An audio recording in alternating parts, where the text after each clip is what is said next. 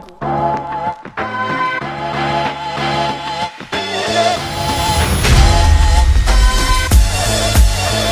Então, galera, bem-vindos a mais um Papo Alfa. Papo Alfa de número 7. E é um número muito especial, que é um número que representa a perfeição. É um número muito utilizado no cristianismo aí para representar Deus, né? Verdade. Muito... E deu certo, né? Deu certo. E olha só, e por coincidência, o Papo Alfa número 7, a gente tinha que trazer alguém da eclesiastia aqui. Alguém que fala sobre Deus, alguém que fala sobre espiritualidade. E nada menos a gente não poderia esperar pouco sobre essa pessoa, né? A gente pensou primeiramente no Papa, mandamos um WhatsApp para ele, mas ele não respondeu.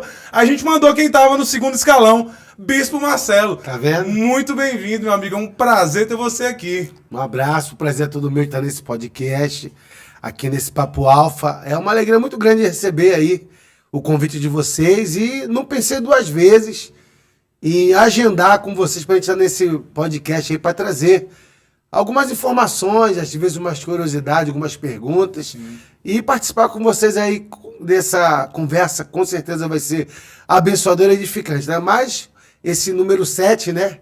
E o número 7 realmente, como você falou, é o número da perfeição na teologia bíblica. Sim. O número 7 é muito querido e muito falado em nossas igrejas. Que legal.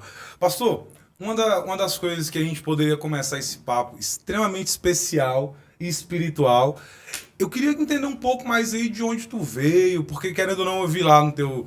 Eu vi que o Bispo Marcelo, ele é carioca, veio do Rio de Janeiro, não foi, Bispo? Foi. Cheguei em 94 aqui no Pará.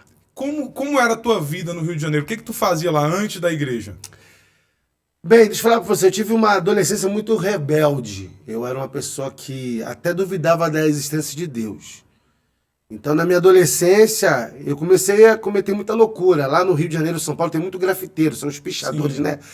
Eu lembro que a gente escalava o segundo, terceiro andar daqueles prédios de madrugada só pra colocar nosso nome, porque pra gente fazer aquilo no meio da galera, que eram os pichadores, aquilo era uma questão de fama. Sim. Final de semana a gente tinha umas praças que a gente se reunia o pessoal e as meninas vinham pedir autógrafo, vinham com agenda. Quem é o Bocão? Que era o meu apelido, Bocão. Cadê o Bocão? Eu quero na minha agenda aqui. Aí a gente achava que ali era o máximo. Mas a gente perdeu muitos amigos. Morreram eletrocutados, morreram com tiro, que tem gente que atirava mesmo. Morreu na mão de polícia, na mão de proprietários de prédios, de apartamentos, achando que era assalto. Mas não, o cara só queria subir na marquise para colocar o nome dele. Sim. Aí beleza. Com 18 anos me alistei no Exército Brasileiro. Me alistei por... não queria servir. Acabei servindo no 1º Batalhão de Guarda. E eu fui trabalhar num quartel ali, na zona Leopoldina, que é São Cristóvão, que só tinha gente doida. Galera da Rocinha, do Vidigal, do Borel. Eu também vim de comunidade carente, mas só que a galera com que eu comecei a andar, me misturar, é uma galera altamente pesada. O Exército não tinha uma seletividade para ver quem ia servir a pátria. Hoje não, hoje tem uma prova, hoje tem uma entrevista, as coisas mudaram muito. Mas na minha época chegou um sargento e disse, ó, desse porte pro outro ali, todo mundo vai servir. Daqui pro outro, vocês estão... excesso de contingente. Dispensado. Então eu fui servir ali no quartel, onde tinha um pessoal que fumava maconha, tirava cocaína. E o nosso sonho naquela época era ter aquele tênis da moda, o Reebok, né? O All-Star, um tênis Nike. o Nike, a Headley, entendeu? E a moto do sucesso era RD 135. É isso mesmo. O cara podia ser feio que dava dó. Com certeza. Mas se tivesse uma RD 135 da Yamaha, tava cheio de menino Pastor, em cima. A pergunta que não quer calar, como foi que a Pop virou uma moto aí que... Essa transição, né? Essa transição foi muito errada. Aí que aconteceu? E aí? Aí eu comecei a me envolver com essa galera, e o Exército pagava pra gente na época um salário de recruta que não dava pra pagar nem 30 passagens de ônibus por mês. Dava o dia 15, dia 16, tava todo mundo sem dinheiro. E a gente fazia assim pros motoristas, aí motora, dá uma carona aí pra gente. E os motoristas, já sabendo da nossa dificuldade, se tornou parceiro nosso. Sério? E o que aconteceu? Na época existia no Rio de Janeiro uma facção chamada Falange Vermelha, comandado pelo Escadinha. E quando o Escadinha foi preso, quem assumiu a Falange Vermelha foi o Fernando Beiramar.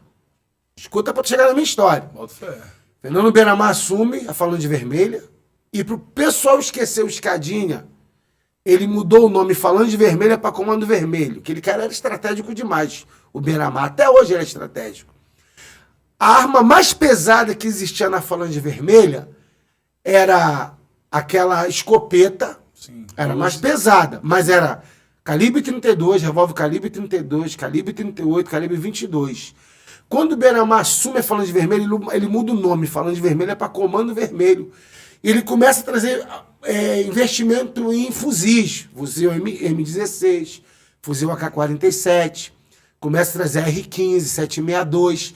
Só que a galera do Beiramar não sabia manusear esses fuzis, porque não é só manusear, tem que fazer a manutenção, tem que desmontar, fazer limpeza. E esse soldado do Exército que ganhava nem 30 passagens de ônibus por mês, foi o alvo do Fernando Beiramar. Ele começa a fazer baile funk no final de semana, e como a galera, a maioria morava em comunidade carente, ele dizia, vem cá, não tem uns caras que querem fechar com a gente aqui no movimento não, para ganhar um dinheiro no final de semana?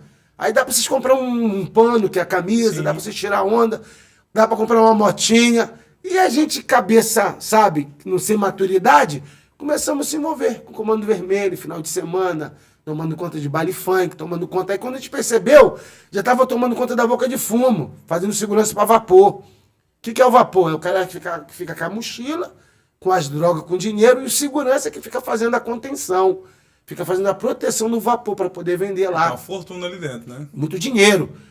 Qualquer problema que existir ali, o vapor tem que sumir. Por isso que o nome dele é vapor. E o segurança fica ali para trocar tiro, para poder fazer, sabe, a proteção para o vapor conseguir sair, com as drogas, com o dinheiro da boca. Então foi assim que eu fui me envolvendo.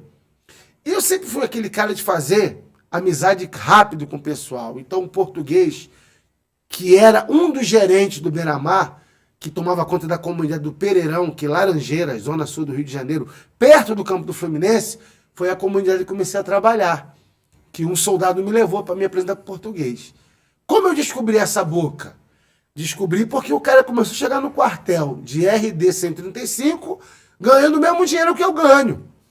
Ele começa a chegar lá no quartel, roupa da Company, Tom Country, na época a nossa camisa da moda era Tom Country, Hang Loose, aquela da mãozinha assim, Hang Loose, e aquilo chamou minha atenção, eu sempre fui um cara observador. Como é que tu ganha o mesmo dinheiro que eu ganho? Tu é de comunidade carente como eu sei, como é que tu tem tirando onda com essas paradas aí tudinho? Aí ele me colocou na fita, não, final de semana ele tá fazendo segurança aí pra uns baile funk do Comando Vermelho e tal, e eu pedi pra ele me colocar numa bocada dessa. Ele me apresentou português, que era um playboy, a princípio, de 17 anos, o moleque. Desde 9 anos ele estava na época da Falange Vermelha. E ele se tornou um cara muito considerado, matou muita gente. E com 17 anos ele era dono da comunidade, lá do Pereirão. Que até algumas pessoas estão me assistindo aí, sabem do que eu estou falando. E lá ele me contratou para me trabalhar final de semana. E quando eu percebi, eu já estava trabalhando mais com ele, sendo segurança dele. Eu tinha que dar a vida por ele, se fosse preciso. Então eu comecei a conhecer ali os bastidores do Comando Vermelho. Quem vendia, quem passava a maconha, quem passava a cocaína. Naquela época não tinha crack. Era o preto, era o branco, que o branco era a cocaína, sim, o preto era a maconha. Aí tinha os matutos, que são os fornecedores dos fuzis, os fornecedores das munições. Aí a gente começa a conhecer os policiais corruptos, que recebeu arrego, os oficiais, os praças, os sargentos. Então eu começo a conhecer áreas que não era para conhecer. Eu comecei a conhecer um pouco do coração, como funcionava o sistema. Então, quando eu quis sair, não, cara, vou dar um tempo disso aqui. Ele não deixou. Ele falou que só podia sair morto ou preso. Eu conheci segredos que eu não podia conhecer. Aí o que aconteceu? Eu tive que chegar para minha mãe e contar a verdade para ela. Foi quando ela organizou. Eu era baixa no exército, faltando mais ou menos uns 2 meses, ela organizou uma viagem minha. Assim que eu saísse do quartel, para mim vir para o Pará, tá entendendo? Para dar um tempo na casa de marchinhas minha. Olha só a estratégia que a mãe faz para salvar a vida de um filho. Mas eu tive que jogar a verdade para ela, porque era a única pessoa que podia me ajudar. Sou filho único, não tinha ninguém por mim. E depois que eu dei baixa no exército, minha mãe me mandou para o Pará. Falou, ó, vai se comportar, não vai mais se meter em bronca ali. E eu cheguei no Pará, já em Belém, sim, lá no bairro do Guamá. E eu conheci um primo meu, chamado Valdinei, que na época ele era muito doido, mas ela disse para mim assim, cuidado com teu primo Valdinei, que ele é chefe de gangue. Lá naquela época em Belém tinha muita gangue. E era muita loucura, porque era rua brigando contra a rua. No Rio de Janeiro, é bairro contra bairro. Mas lá em Belém era rua contra rua. O cara dessa rua não podia andar numa outra ali. Que era uma gangue tal contra outra gangue ali. Eu achei aquele negócio sinistro. E quando eu cheguei para conhecer meu primo, que era chefe de gangue, ele já estava na igreja, na quadrangular, sendo líder de jovem. E eu falei, rapaz, mas me disseram que tu era bicho solto. Não, rapaz, eu sou da igreja agora e tu vai comigo. Eu nunca pensei pisar numa igreja. Mas ele de tanto insistir, ele me levou num culto sábado de jovem da quadrangular, gostei e comecei a frequentar. Nessa mesma época surgiu um concurso público para a Marinha, para o Corpo de Fuzileiros Navais. Como eu estava de bobeira sem fazer nada, me inscrevi no concurso e passei em 3º lugar no concurso. Bacana. Então não voltei para o Rio porque eu tinha que ficar em Belém para fazer as etapas do concurso, que é o exame médico, tá entendendo? Sim. O teste físico, que é o TAF, o psicotécnico. Então o tempo foi passando. E lá no Rio de Janeiro, a chapa que estava quente para mim começou a esfriar. Comecei a ficar esquecido pelos caras. Cadê o Marcelo? Cadê o Bocão? Ninguém tinha notícia minha. Era no segredo só eu e minha mãe. Ninguém sabia onde eu estava. E isso comecei a conhecer a igreja, passei no concurso, me tornei fuzileiro naval e comecei a fazer carreira na Marinha. Nesse mesmo tempo, na igreja, o pastor começou a perceber que eu era um cara que me dava muito bem com jovens. E disse, cara, tu não quer ser presidente de jovem? Eu falei, pastor, só tem um problema, eu ainda fumo uma maconha de vez em quando. Eu sempre fui viciado em maconha naquela época, então eu achava que eu nunca ia conseguir largar a maconha. E ele falou, não, vou fazer um trabalho de libertação com você, que é um trabalho que as igrejas fazem, de libertação. E quando eu consegui me libertar da maconha, eu nunca mais senti vontade de fumar maconha. Aí o pastor começou a investir em mim e me colocou para tomar conta de jovens. E o nosso grupo de jovens dava 6 jovens. Em questão de 3 meses, passamos de 6 jovens para 250. Tá entendendo? Então aquilo se destacou. Como é que pode esse grupo aí que dava 6 pessoas, começou a dar 100, 150, 200. Então vinha pastores da quadrangular de outros lugares para conhecer quem era o novo presidente daquela igreja. E o pessoal viu que era eu. O que tu faz? Não, rapaz, eu só visito, converso. A gente fazia teatro no meio da rua. Sim. A gente pintava aqui lá na Marinha e no Exército. A gente tinha, quando vai pra guerra, a gente faz a camuflagem, né? E veio essas doideiras tudo. Eu uni o militar junto com o evangelismo. E eu pegava aquele sejam, bora pintar o nosso rosto aqui, vamos fazer uma camuflagem aqui vermelha, para chamar a atenção. Mas como assim, Marcelo? Não, vamos lá, a gente pede algum vizinho para ceder uma extensão, a gente coloca uma caixa de som, uma caixa amplificada e faz umas músicas lá, faz um karaokê. E começou a dar certo. E começou as pessoas sábado ir para a igreja. Jovens começaram a ir lá para ver aquele trabalho. Pastor, percebendo essa facilidade de atrair pessoas para o culto de jovens, que era uma coisa muito difícil na época, ele me colocou para fazer o curso de teologia. Só que o curso de teologia na quadrangular ele é presencial. Como eu era da Marinha, fuzileiro naval, não tinha tempo, porque às vezes vinha missão para ir para Manaus. Às vezes vinha viagem para a gente ir para Macapá. E ele mandou fazer por correspondência. Dá para fazer por correspondência? Falei, dá. E eu consegui em 7 meses terminar um curso de teologia que você termina no máximo em 2 anos. Me dediquei muito, ficava estudando de madrugada. Aí vinha a prova de São Paulo lacrada. O pastor tirava o lacre na minha frente, como está sentado aí você, e dizia assim, Marcelo, faz a prova aí, não pode colar. E ficava esperando terminar a prova. Terminei a prova. Ele colocava de cada matéria dentro do envelope, lacrava e mandava para São Paulo. Menos de ano veio minhas notas, foi aprovado. Em 99 o pastor falou assim, vou tirar para uma convenção de auxiliar de pastores.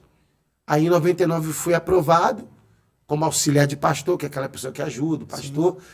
E quando foi no ano... né? Tipo um diácono. Quando foi no ano de 2000, tinha uma igreja em Curionópolis sem pastor. E ninguém queria ir para lá. Sim. Porque ele tinha matado mais ou menos os sem terra lá em Eldorado dos Carajás, não sei se você lembra. Eu conheço Curionópolis. Mas em Eldorado dos Carajás houve ali uma chacina, um confronto da polícia militar com os sem terra, que parece que morreram. Lembro, vários sem terras, entendeu? Na época o governador era o Gabriel, então ninguém queria para aquele lado. Como eu disse assim pro pastor, aonde Deus me colocar, eu topo. Mas tu tá na Marinha. Se Deus tem um chamado para mim, eu peço a exoneração do cargo e vou seguir meu chamado ministerial. E quando foi no ano de 2000, pessoas de um pastor em Curionópolis, não tinha ninguém para ir. E eu falei com o meu comandante. Ninguém corajoso o suficiente. Não, eu fui. Eu fui e o pastor falou, rapaz, mas não tem nem como eu te ajudar. A igreja não pode nem alugar uma casa para você, porque a igreja não tem nada. Ela falou, não, eu durmo dentro da igreja. Era solteiro, né? Eu durmo dentro da igreja. A igreja é alugada, aí não tem problema. Missão dada e missão cumprida. Eu aprendi isso no exército e na marinha. E eu fui para aquela cidade, querido. E com 6, 7 meses, Deus mudou a história daquela cidade. Muita gente começou a conhecer a igreja. Quando a gente percebeu, a gente já estava com terreno, a gente já construiu uma igreja própria, e com 2 anos depois já tinha um cinema que a gente comprou e colocou uma igreja sede. Então esse meu trabalho ali, que Deus nos abençoou, que tudo graças a ele, chegou nos ouvidos do nosso líder, que é o pastor Josué Benção, que é o pastor presidente da Quadrangular no estado do Pará. Ele que já foi deputado federal, ele quando foi deputado federal, ele ajudou muito o Rondon no Pará com emendas parlamentares. Bacana. Na época. Então, o que aconteceu? Ele falou, quem é esse Marcelo aí, que o trabalho está muito bom, que tem uns relatórios. Hoje eu sou um bispo, e a gente toma conta de 33 igrejas aqui na região, do Itinga, do Pará, até ali o quilômetro 40, próximo a Marabá. Então, o que o superintendente faz, que é o bispo? Ele faz o relatório, número de batismo, número de frequência em cada culto. A gente tem um gráfico de crescimento. Sim. Sabe? Então, quando chegou esse relatório de Curionópolis, um lugar que ninguém queria ir, ele mesmo saiu de Belém, pegou um aviãozinho que ele tem, do conselho, foi até Marabá, pegou um carro e foi lá me conhecer. E quando eu soube que ele ia lá, eu convoquei a cidade. Tinha 500 pessoas esperando o pastor Josué Benção. Uma igrejinha de madeira bem simples. E quando ele viu aquela igreja cheia ali, ele ficou espantado. E perguntou que trabalho eu fazia. Eu falei, não, eu só convido, vou pra rua, faço amizade com as pessoas e convido pro culto, o povo vem. E ele ficou de olho em mim. E quando passou 2 anos mais ou menos, que a igreja estava lá já estabilizada, ele me levou para Jacundá. E disse, o sonho do povo de Jacundá é ter uma igreja, porque lá em Jacundá as pessoas estavam fazendo os cultos nas casas, que não tinha igreja. Assim, um local... Um templo, né? Não tinha um templo. A igreja não tinha nem condição na época de alugar, então ficava no quintal. Essa semana a igreja vai funcionar no quintal da casa do irmão Maico, no quintal da casa da irmã Wanda. E ele falou que a minha missão era chegar lá e fazer um milagre, que a igreja pudesse ter seu local próprio. E quero falar para você, cara, eu não acreditava muito nessa missão, não. Mas Deus fez um milagre que, com 1 ano, a gente estava no nosso local próprio. O prefeito na época era o Adão Ribeiro. Ele me deu uma história de madeira que eu fiz um barracão, e comecei a construção por fora do barracão. Aí ficou, na época, um prédio de 16 por 38. Na época, era uma igrejaça no sul do Pará, no ano de 2003, mais ou menos. Aí o pastor percebeu o trabalho dando certo e me promoveu a bispo. E me mandou para Bragança. E desde lá... E eu fui para Bragança em 2008. Entendeu? Ali na região do Salgado. Aí, desde lá, fui sendo transferido para as cidades, até que cheguei em 2014 em Rondon e fiquei. Como é feita essa definição, assim, de para onde o senhor vai? Porque o senhor vai, tipo assim, tem uma igreja que aconteceu algum problema com o pastor, aí... Às vezes o pastor está muito tempo no lugar e a igreja para de produzir resultados, sim, fica estagnado. E às vezes o pastor percebe, o nosso presidente, que precisa ter uma troca ali. Pode acontecer também de pastor adoecer, pastor que faleceu, entendeu? Pastor que às vezes mesmo pediu exoneração do cargo. Porque tem pastor que às vezes ele faz um concurso público e ele não tem como conciliar. Então tem vários tipos de questões que às vezes faz um pastor sair de um lugar para ele ser transferido para o outro. Mas a igreja católica é assim, você percebe, sim, quantos padres já tinham, né? Sim. As igrejas evangélicas são assim, então funciona assim, a gente sabe disso. Então, por exemplo, agora eu ia para Capanema. Em janeiro, em dezembro já estava transferido. Minha posse em Capanema seria dia 5 de janeiro agora. Mas eu fiz uma ligação com o pastor e disse, meu presidente, tudo bem com o senhor? E tudo bom, o que houve, pastor Marcelo? Não, chefe, aqui todo mundo está me dando parabéns, que Capanema é um campo enorme. Eu ia sair de uma supervisão de 33 igrejas para uma de 60 igrejas. E eu gosto de Praia de Salinas, ali pertinho, 1 hora eu estava em Salinas. Eu gosto da capital, 1h30 eu estava ali na capital. Mas eu não estava feliz. Meu coração não se alegrava. Então eu falei, chefe, o que está acontecendo comigo? Que todo mundo me dá parabéns, mas eu não consigo sentir alegria. Ele falou assim, você tem muitos planos para Rondon? Eu falei, plano não falta. Faz o seguinte, fica em Rondon aí mais um tempo. e coloca teus planos para funcionar e Deus te abençoe. Eu vou arrumar um outro pastor para Capanema. Mas eu disse, não, chefe, mas se o senhor quiser que eu vá para Capanema, eu vou. Eis-me aqui. Eis-me aqui, porque a gente, quando vai ser pastor, tem um termo que a gente assina. Você está à disposição da igreja, na hora que a igreja precisar de você, em qualquer lugar do mundo, você está à disposição disso, tem que falar assim, senão você não é pastor. Senão eles não deixam você se credenciar. Então, como a gente tem ali uma palavra, falando, chefe, mas se o senhor quiser que eu vá para Capanema, eu vou, não, fica em Rondão que eu vou arrumar uma outra pessoa para Capanema. E eu tô aqui, 9 anos.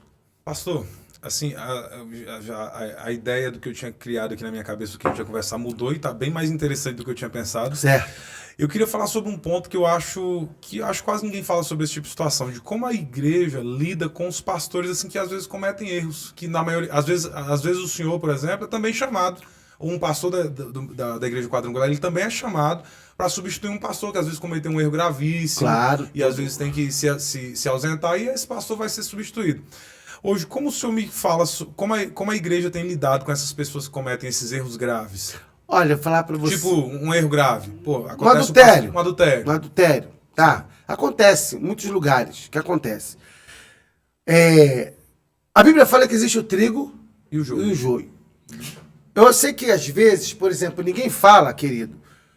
Hoje os aviões que decolaram, pousaram de uma forma excelente, cumpriram o seu destino, ninguém fala. Avião só vira notícia ruim quando o quê? Cai. Quando cai. Assim também. É a queda de um pastor, a queda de um padre. Entendeu? Mas eu quero falar para você que 99% de um trabalho eclesiástico, ele é honesto. Não, pastor. Não, vou chegar lá. Beleza, Tem tua pergunta. Ele é honesto, entendeu? As pessoas realmente querem fazer um trabalho relevante. Porém, nesse termo, pelas pessoas terem uma natureza humana, Sim. e uma falta de vigilância, uma falta de disciplina ali naquele momento, ela pode cometer um erro. Sim. E a pergunta sua foi, como que a gente trata isso? Bem, a gente analisa o grau do erro que foi cometido. Entendeu?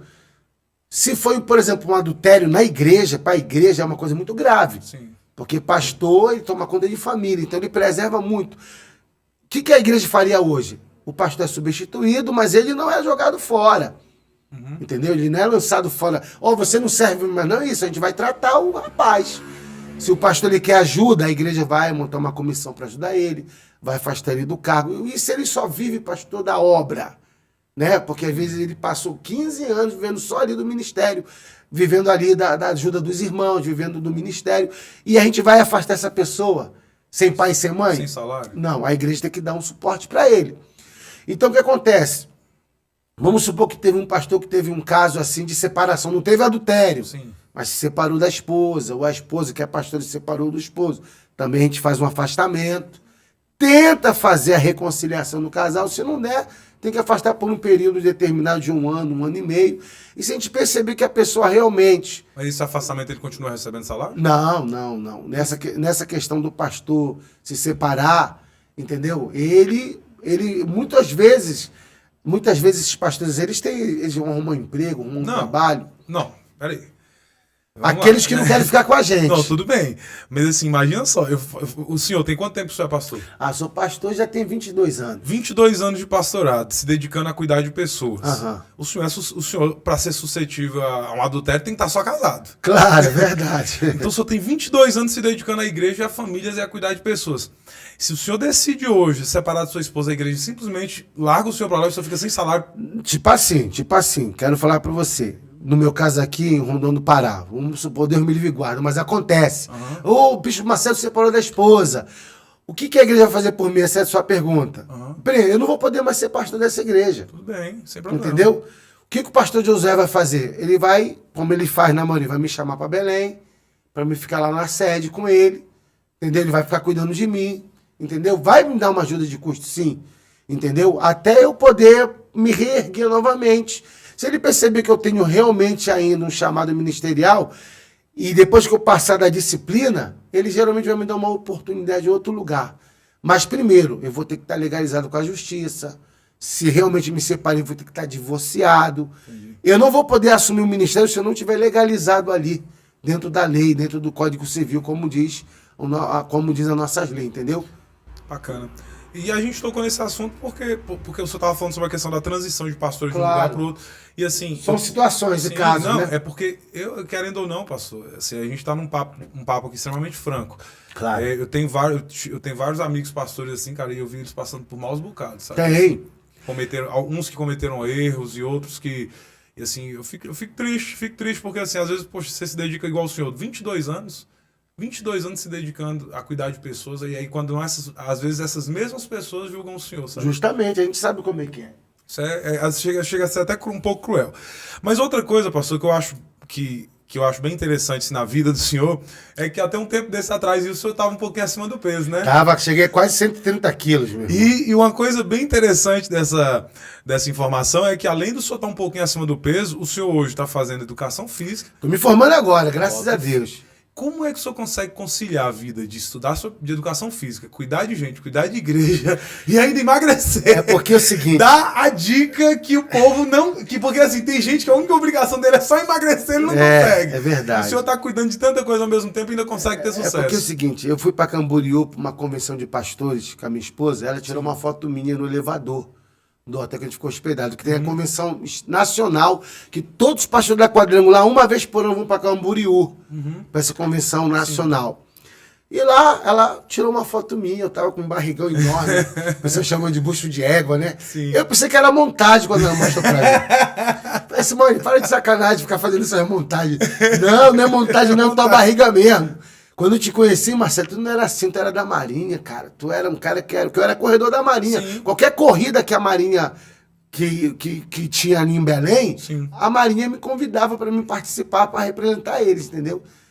E eu falo, e quando eu vi aquela foto, e eu vi que não era montagem, eu vi que eu tava meio sinistro.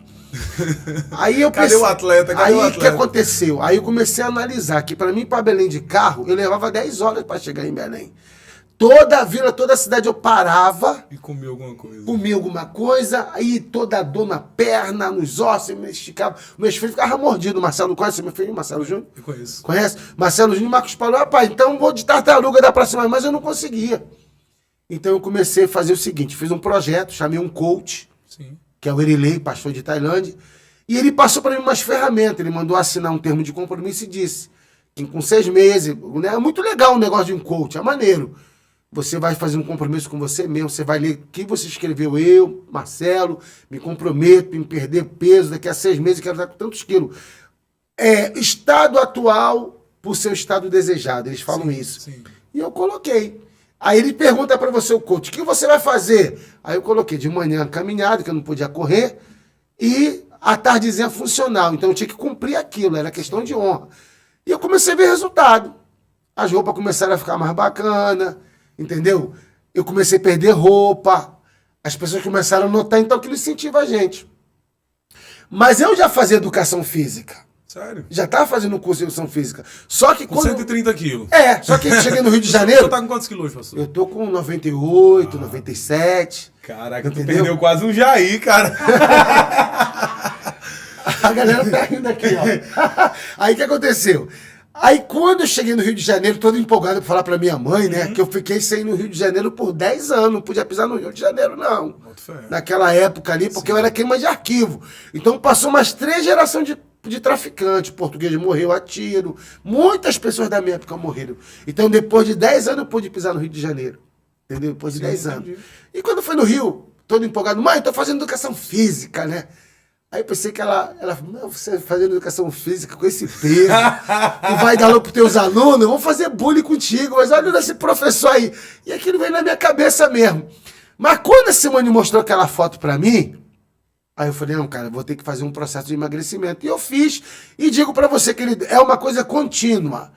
Reeducação alimentar. Porque existe 3 categorias de pessoas de biotipo. Sim. O morfo, Ectomorfo, o ectomorfo e o exomorfo, justamente. E eu sou aquela categoria que só de olhar pra Coca-Cola eu já... E tem aquele cara que ele pode comer 3 Big Mac, meu parceiro. E não dá dá nada pra ele. Então, no meu caso, tá vendo? Então, no meu caso, eu tenho que cuidar. Não, mas de vez em quando eu posso tomar Coca, eu não sou escravo. Entendeu? Então eu falo, olha, Pastor, o senhor tá perto de formar, né? vou terminar... Será como é que faz pra botar a carne pra aparecer em cima daqueles ossos ali, hein? Tem jeito. Será? Tem jeito. Sabe por quê? Por que que acontece? Olha isso aqui, gente. Por quê? Olha a grossura desse rapaz aqui. Porque sabe por que tem jeito? Sabe por que tem jeito? Porque eu peguei o Marcelo Júnior e o Marcos Paulo, meus filhos, que eles também têm, entendeu? Aí eu peguei e fiz a medição da massa corporal deles. E eu disse, a minha missão é fazer você o meu cartão postal. Tá entendendo? E eu tô pegando os meninos para pegar músculo mesmo, porque eu vou ter como mostrar para as pessoas o resultado. Que o povo gosta de resultado. Eu acho que não tem profissões piores nessa vida do que o tal do nutricionista e do personal, não. Porque o teu corpo, ele querendo ou não, é o produto, cara. Justamente. Olha, eu quero falar para você que assim que eu emagreci, teve muitas empresas de, por exemplo, Renaudet, Herbalife, que me fizeram contato comigo para mim vender produtos de emagrecimento deles. Boto fé. Entendeu? Para criar aquela falsa ilusão. Justamente, entendeu? Justamente. Então, quero dizer para você, chamou a atenção quando eu comecei a colocar nas redes sociais, chamou a atenção. Mas também eu fiz um trabalho, querido, de reeducação alimentar com a Bruna. A Bruna é uma grande nutricionista, que ela ajuda muita gente em Rondon. Bacana. Ela é prima do Laú. A Bruna, ela mora lá em Feira de Santana. Mas de lá, pelo WhatsApp, ela vai te monitorando, ela vai passando os cardápios da semana. E se você cumprir, dá certo. Um dia desse, eu cheguei em casa e falei, quem vai fazer o almoço hoje sou eu. Aí os meninos falaram... também? Não, eu não manjava, não. Mas deu vontade de eu comer, naquele dia, que eu comi muito no Rio de Janeiro com a minha mãe, peito de frango à milanesa. Você gosta? Rapaz. Peito de frango à milanesa? E eu disse para os meninos, quem vai fazer hoje peito de frango à milanesa sou eu. O pessoal começou a rir, que eu nunca tinha feito. Eu tenho a mesma, toda vez que eu falo de cozinhar, é a mesma coisa que acontece comigo. Mas aonde foi que eu fui? No YouTube. Sim. Aí eu coloquei como fazer um peito de frango à milanesa top. Aí não botei top. Aí apareceu peito de frango top. Aí eu segui passo a passo. Querido, nem cachorro comeu porque não sobrou. Tá entendendo? Então eu entendi. Por que deu certo o meu peito de frango à milanesa? Passo a passo. Porque eu segui passo a passo. Então todas as pessoas, às vezes, elas querem resultados. Caraca. Mas elas não querem seguir passo a passo. Pastor, isso aí foi um insight que... O segredo é seguir o passo a passo, cara. Justamente, biblicamente falando, é isso que a gente passa na igreja. Sim. Aquilo funciona. Aquilo é a palavra de Deus. Por mais as pessoas falam, mas a Bíblia é ultrapassada. Jamais, ela é atualizada. Sim, é igual... Ela se atualiza todo dia, aquilo ali. A parábola lá dos talentos, né? Cada um que fez de um jeito teve um resultado. Justamente. Recebeu 2, multiplicou para 4. Porque fez de um jeito. Recebeu 5, multiplicou para 10. Mas teve um que Enterrou. sabotou, enterrou. E tem pessoas assim, que elas têm tudo para ter resultado, mas elas se sabotam. Elas vão e não acreditam no seu potencial. Então elas acham que para ela não dá. Que eu escuto muita gente assim, falar assim, ó, rapaz, eu não consigo emagrecer. Isso não é para mim, isso é impossível. Então a Bíblia fala que aquilo que você pensa, assim é. Sim. Tá entendendo? E quero falar para você que as maiores batalhas que você enfrenta na vida começam aqui na mente. Com certeza. Então tem que ter uma boa mentalidade. Sabe? As pessoas certas, né, pastor? Por exemplo, eu gostei muito do teu estúdio aqui do podcast. Mas tu chegou aqui, mas antes de você chegar aqui fisicamente, você chegou primeiro aqui, ó. Com certeza. Começou tudo na tua mente. O que estava na tua mente jogou para fora. Então tudo que você precisa nessa vida, primeiro nasce dentro de você. Por exemplo, o Adão, ele tá ali naquele paraíso e ele tá vendo o boi com a vaca, o leão com a leoa, né? Sim. Cada animal tinha lá o seu par, mas ele estava sozinho. Então o que acontece? Ele tá precisando de quem? De uma companheira. E a companheira estava onde? Dentro dele. Isso. Saiu de dentro para fora o que ele precisava. Na costela dele, o Criador foi lá e fez a Eva. Então ali tem um segredo que Deus quis mostrar ali. Que a vida está dentro de você. Os sonhos, os projetos. Você sabe qual é o lugar mais rico do mundo? Esses dias cemitério. Eu fui um dia desses e fiz um vídeo. Eu não gosto de pisar em cemitério. Mas pastor vai em muito funeral, é a coisa mais difícil para um pastor, assim. A missão mais árdua é você no velório. Horrível. Porque tem palavras que você pode ser aquele cara bom de palavra, mas não consola. O cara perdeu alguém ali. Sim. Então tem uma música, um hino que diz assim, ó, que há momentos que palavras não resolvem, é verdade. Mas eu vou no velório, na casa de alguém, às vezes numa escola que pode estar acontecendo um funeral, às vezes na residência de alguém. Mas eu sempre peço, cara, eu não gosto de ir em cemitério. Mas se a família fala assim, não, pastor, mas eu quero que você vá, eu vou, porque a gente tem que ir. Sim. Mas um dia desse deu uma doideira minha, eu fui no cemitério e fiz lá um vídeo. Vocês sabem qual é o lugar mais rico do mundo? Estou aqui no lugar mais rico do mundo, porque quantos sonhos foram enterrados, não foram realizados, quantas músicas não foram cantadas, quantos livros que não foram escritos, quantas casas lindas que não foram habitadas, e aquilo tem a ver. Sim. Entendeu? Aquilo tem a ver. Quantos carros foram projetados e não foram dirigidos. Então, pessoal, enquanto você tem vida, corra atrás dos seus sonhos.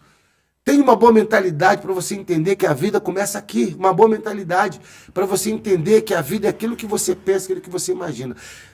Eu, às vezes, falo com alguém na rua assim, como é que você tá? Ih, rapaz, pastor, tá tudo ruim. Passa uma semana, encontra a mesma pessoa. E aí, como é que tá? Ih, pastor, tá tudo ruim. Não muda, cara, porque não muda a palavra. E no livro de Tiago está escrito que a palavra tem poder, tem que tomar cuidado. Aquilo que você fala pode acontecer sim. Porque as palavras no mundo espiritual, elas ficam no tempo e no espaço. Elas não se evaporam no ar como uma fumaça. Isso. A fumaça se evapora no ar, as palavras não. É por isso que eu tenho uma coisa que eu sempre falo, que eu não sei se você já percebeu isso, existem pais que eles perdem a noção do que falar sobre os filhos. A gente atende muita gente lá na loja, né? Aí teve um dia que eu chego lá, tinha uma criancinha, cara. Criancinha, a mãe... Essa desgraça... Bicho, como é que você fala isso? Tem muita mãe que já vi falando isso. Eu já vi mãe falar pro filho, diabo, atravessa logo essa rua, um garoto de 4 anos. Falei, mas cadê o diabo? Esse aperte aqui. Falei, não faz isso com o menino. Isso não é incuriou, não. Eu vi. Se as palavras têm poder, agora imagina as palavras de um pai sobre um filho. Palavra de autoridade para... Então, o que acontece? O que acontece com essas crianças? Quando vai para a escola, dificuldade de aprendizado. Chama a criança de burra. Rebeldia com o professor. Briga com o colega. O cara, são os mais agressivos. Mas a mãe e o pai, desde pequeno, tá ali, ó. Injetando palavras pesadas, entendeu? Dentro da essência daquela criança. Mais uma? Mais uma aí.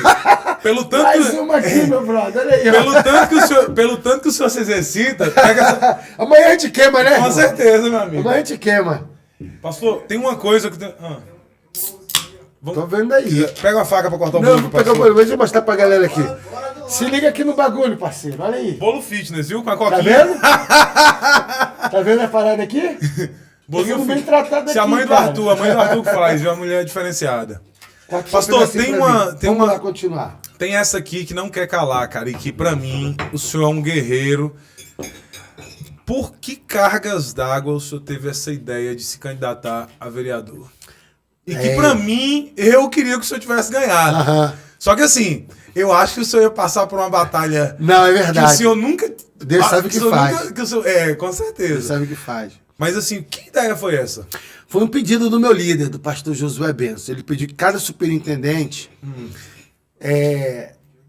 Obrigado. Cada superintendente, ele na sua cidade, ele sai esse candidato para quê?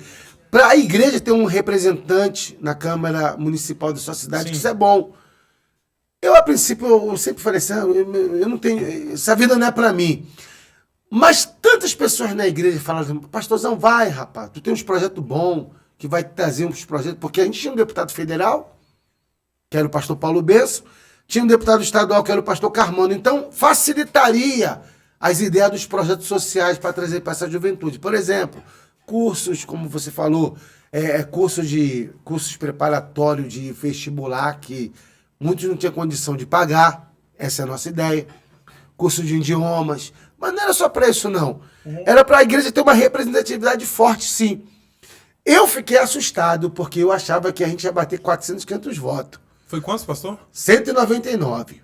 Mas foi a primeira vez que você candidatou. Mas tudo bem, Deus sabe o que faz. Mas... Aí o que acontece? 199. Não comprou nenhum voto. Não comprei não. Não comprei. Mas as pessoas vão pra cima. A sorte desse pessoal vou falar uma coisa pra você. Eu não era passou. É o seguinte, só oro por você não, se votar em mim. Cara, mas escuta uma coisa pra você. Mas olha, as pessoas falam da corrupção, mas a corrupção tá no povo, infelizmente. Com certeza, cara. Uma pessoa chegar com você, pra você com 10 papéis de energia e falar, olha, pastor, eu voto em você se você pagar meus 10 papéis de energia. Não, o seguinte, eu não posso pagar 10. Mas se eu pudesse pagar pelo menos eu pagaria. Mas não é por causa do seu voto, não. Eu pagaria pra te ajudar. Entendeu? Mas a sua forma de você falar comigo assim não tá certo, porque como é que você vai cobrar do seu representante depois? Sim. E ele vai dizer assim, não, o meu compromisso contigo eu já fiz, que foi pagar teus 10 papéis de energia. Sim. Então tem muitas pessoas assim que, olha, se pagar uma bola pra mim, se deixar uma grade de cerveja aqui, uma grade de refrigerante, a gente tá contigo, uma camisa de futebol, sim. Não. Mas infelizmente... como eu disse, as pessoas disseram para mim depois, pô, pastor, eu pensei que você ia entrar. Aí eu perguntava, mas você votou em mim? Não, pastor, não votei em você, que eu já tinha um compromisso com outro cara. Eu falei, tá vendo? Um voto a menos para mim. Aí, passando na rua, estava em frente ao geladão, fui comprar água para a igreja, comprei no geladão esse dia, um dia desse. Pastor, eu torci para você entrar. Falei, beleza, tinha 2 na mesa. E vocês 2 votaram em mim para ver? Não, pastor, você não pode mentir para pastor. Não, pastor, não votei no senhor não, porque já tinha compromisso. Então, mais 2 votos a menos. Então, eu quero falar para você que as pessoas, como você disse, até gostaria, mas a Bíblia fala que todas as coisas cooperam para o bem daqueles que amam a Deus. Eu percebi que se eu chegasse lá dentro, eu poderia queimar uma história. Queimar uma história por quê? Porque, querido, não é fácil. Tu tem que entender que comecei a analisar um pouquinho a área política, estudei sobre projetos de lei. Que orgânica municipal. Tudo, cara. Estudei tudo. Fiquei por dentro, mas eu percebi que não era a minha vibe mesmo. E se tivesse que chegar, eu chegaria. Se eu não cheguei, porque Deus não quis. Com certeza. E assim, pastor, é igual aqui, galera. Pode ficar à vontade. Eu fico imaginando, sabe? Eu vou até falar um pouquinho, posso dar um tempo, dar pelo menos uma mordida Tá, vamos lá. Eu fico imaginando, por exemplo, o senhor entrando. Beleza, o senhor entrando. Eu nunca esqueço de uma fala do vereador Erasmo Carias, acho que o senhor não é dessa época. Eu fui na Câmara, né, e tava tendo Ele pediu a palavra, aí ele pegou e começou a falar, aí tava tendo a votação para presidente lá. Aí ele pegou e falou assim, ó, se continuar com essa falta de democracia aqui dentro dessa casa, eu vou contar tudo que acontece aqui dentro. Aí eu me questionei assim, peraí, então quer dizer que tá acontecendo alguma coisa aí? É lícito ou é ilícito? Por que você não tá contando isso pra população rondonense, entendeu? E se é errado, por que tu é conivente com isso? Por que tu não denuncia? Por que tu não vai no Ministério Público? E assim, eu comecei, sabe assim... Eu não entendi qual foi essa frase dele. Eu nunca entendi, na verdade, essa frase dele. Nesse mato tem coelho, né? E é incrível, tipo, foi uma ameaça para as pessoas que estavam... Hã? Eu não entendi. Ele meio que jogou ele e os outros no fogo. Eu não entendi qual foi. Olha, quando veio o resultado, eu fiquei decepcionado. Foi mesmo, pastor? Fiz o vídeo, tô muito chateado, que o povo diz que vai apoiar, e na hora não apoia. Mas depois eu fui entender o propósito de Deus, entendeu? E outra coisa, o voto é do irmão, ele vota o que ele quiser. Ei, pastor, mas 199 votos é muito voto, cara. Não, é verdade. Depois eu fui analisar. É porque o senhor tem que entender que o senhor tava guerreando ali contra a galera aí que às vezes bota aí 50, bota 100 mil aí. E é complicado, entendeu? É complicado. E todo mundo sabe que normalmente tem gente que gasta muita grana pra se candidatar, pra se eleger pra vereador. Muita grana mesmo. Eu fui só com a fé mesmo, sabe? E a fé, ela move montanhas assim, mas às vezes a sua fé pode ser que não mova o coração de algumas pessoas aí. E eu vi que trabalho massa que o senhor fazia, de o senhor meter a cara com o seu megafonezão no meio da rua. Eu achava muito doido aquilo. Eu falei assim, pô, esse cara vai ganhar. Eu falava que o senhor ia ganhar. Eu saí com aquele megafone... que o número é 55. Não é a polícia. Não é a polícia. Eu lembro. Eu lembro que até o deputado lá gravou um vídeo pro senhor. Foi. E aproveitar o momento também, né? Lembrem, vereadores, vocês que ganharam, e vamos cumprir com aquelas paradas que vocês falaram lá no período de campanha, né? Acho verdade. O aplicativo que a gente ia acompanhar. Tem que saber o que foi acontecer com o aplicativo e com essas coisas, né? E o povo de Rondon precisa estar mais informado sobre isso mesmo. Entra lá no portal da transparência, gente. Dá uma olhada lá pra vocês verem o que acontece. Não, tem que olhar, não, pastor? Verdade. Tem que dar uma olhada no portal da transparência. Olhe no portal da transparência lá da Câmara Municipal, da Prefeitura. Dê uma olhada pra ver o que acontece com todo o dinheiro de impostos que você paga, ver o que acontece, pra que você entenda um básico, né, pastor? Verdade. Pra que você saiba cobrar, pra que você saiba até onde vai os teus direitos, onde você pode cobrar o teu vereador ou não. Porque eu tava falando esses dias. Muita gente às vezes fica, mas a educação tá ruim, a saúde... Não, mas, pô, bicho, teu vereador tem que ir lá cobrar essas coisas, cara. Ele é responsável por essas coisas, certo? Concordo. Então, e aí eu acho que foi uma boa você não ter entrado, professor. Quem sabe futuramente, mas eu não tenho projetos hoje, sabe? Mas olha só, falando em megafone, tá chegando um bom pra mim aí. Sério? De 700 metros de alcance. E eu quero ver... Porque eu gosto de estar na rua com o megafone pra falar da palavra de Deus, né? Às vezes as pessoas estão ali na fila de um banco, estão ali numa lotérica. Sim. E você chega com uma palavra, é saber chegar. Porque a nossa missão é levar uma palavra, levar uma mensagem aos corações. Sim. Às vezes, ali na frente do supermercado, Sabe? É uma coisa que Deus colocou em mim, é um dom. Tu tem um dom, entendeu? Sim. Os meninos têm um dom, todo mundo tem um dom. Então, quando eu não estou cumprindo esse dom, parece que eu sinto uma cobrança. Sim. Parece que eu sinto Deus falar assim, olha, e a tua missão, hein? Sim. Tua missão é levar a palavra. Uma vez eu estava com tanta vontade de falar do amor de Deus, que eu estava em Marabá. Falei, mas Senhor, mas aqui em Marabá não é nem minha terra. Sim. Mas você vai falar do meu amor. Aquela voz interna. E de pregar o evangelho a Toda criatura. Quem crê e for batizado, o homem conhece mesmo, ó.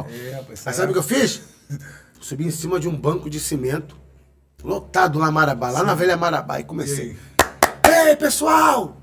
Jesus ama vocês, eu tenho uma palavra para vocês aqui. Aí dei uma palavra e tem gente que para ouvir, meu querido. E quando você percebe, no cantinho, uma menina chorando, um casal chorando, pedindo oração depois. Pastor, faz uma oração por nós. Então Deus sabe tocar nos corações. Entendeu? Então é um dom que Deus deu pra gente. Pastor, você fala na rua do amor de Deus. Mas é um dom que Deus deu para cada um. Não critico quem não consegue fazer isso. Não é fácil.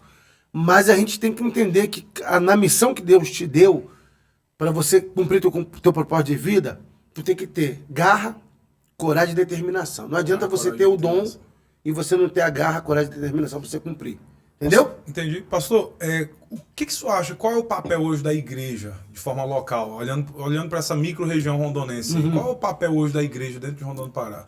Primeiramente, a igreja está preocupada com a restauração espiritual das pessoas. Sim. Se as pessoas estiverem bem espiritualmente, elas vão estar bem também na sua família. Sim.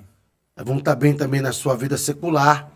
Porque para nós, a base de tudo na formação de um ser humano é a vida espiritual dela. Se ela estiver bem com a sua alma, bem com o seu espírito, ela vai ter a tendência de estar bem em outras áreas da vida dela. Pelo menos 5 áreas nós temos. Área sentimental, relacionada ao amor, né? Emoções, né? A emoções. Área familiar, importantíssima. Sim. Área física, saúde do corpo, né? Área financeira, porque você tem que ter uma vida financeira, não é para se ser rico, mas se for, amém. Mas você tem que ter uma boa vida financeira para você viver, para você comprar sua comida, comprar sua roupa, para você investir nos seus filhos. Qual é o pai que não quer dar uma boa educação pro filho? Sim. Entendeu? Qual é a pessoa que não tem sonhos, né? Então ela tem que ter estratégia para ela crescer financeiramente. Tem que fazer um curso, tem que voltar a estudar, eu tenho que aprender a empreender, porque tem gente para tudo. Eu vou falar uma coisa para você. Ninguém precisava roubar nada nessa terra. Sabe por quê? Porque eu tenho casos de pessoas que às vezes eles pegam ali e vão ali numa distribuidora de bala, de doces, Sim.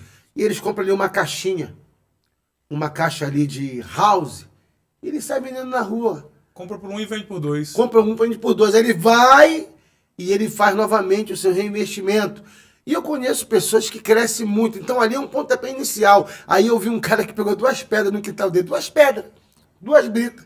E ele vendeu por R$1 na rua. E com aquele R$1 ele comprou 2 paçoca de 50 centavos cada uma. E revendeu, fez 4. Aí ele foi lá e comprou. Quando ele foi ver, no final do dia, ele estava com 120 conto. Entendeu? Que ele disse, o dinheiro que está no bolso do povo tem que ser passado pro meu. Então eu não preciso fazer nada de errado. Eu tenho que ter só o quê? Atitude, determinação e fé que eu posso mudar essa história. Então ele quis mostrar que as pessoas têm uma ideia. Todo mundo vai ter uma ideia. Deus ele vai dar ideia para você cuidar da sua vida, essa área financeira. Agora, ninguém pode ficar de braços cruzados. Muitas pessoas me perguntam assim, pastor, tu não tem nenhum garoto para trabalhar comigo, não? Os caras não querem trabalhar, irmão. É verdade. Entendeu? Montão de lavador aí que o cara tá podendo estar ganhando um dinheirinho aí, precisando de pessoas. Então você vê fazendeiros pedindo pessoas para trabalhar nas suas fazendas. Não querem. Entendeu? Garçom para poder trabalhar à noite, para ganhar lá seus 70, 80 conto numa diária. Não querem. Entendeu? Então o que acontece? A vida é difícil para quem é mole. Eu digo assim, a vida é dura para quem é mole. Nessa vida você tem 2 opções. Ou você chora, ou você vende lenço. Eu prefiro vender lenço. Bota fé. Entendeu? Então o que acontece? Tudo é questão de atitude. E a outra área Pode ficar à vontade. é a espiritual. Espiritual. Entendeu? Que é a base de tudo. Jesus ele disse, buscar primeiramente o reino de Deus e sua justiça, a área espiritual, As demais. e as demais coisas, as outras áreas, vos serão acrescentadas. Eu tiro isso por mim. Que depois que eu alinhei minha vida espiritual com Deus, com a palavra, com princípios cristãos, deixei de fumar maconha, me libertei dos vícios, comecei a ter maturidade, veio vontade de voltar a estudar, aí fiz teologia, depois fiz educação física. Quando terminar aqui, eu estou pensando futuramente fazer fisioterapia, para poder conciliar. Estou novo, vou fazer 49 anos, entendeu? Aí o que acontece? Coisas que não vêm atrapalhar a minha função pastoral, porque eu sou pastor. Sim. Eu não posso deixar nada secularmente tirar minha maior missão principal. Mas eu, como pastor, eu posso ensinar para as pessoas um pouco de educação física, um pouco de ajudar as pessoas, né, a ter uma vida saudável, ajudar numa fisioterapia, que também pode ser um trabalho social também isso. Entendeu? Então, o quanto você puder crescer, querido, cresça. Dentro da sua condição, o pouco com Deus é muito. Porque não pode ficar parado.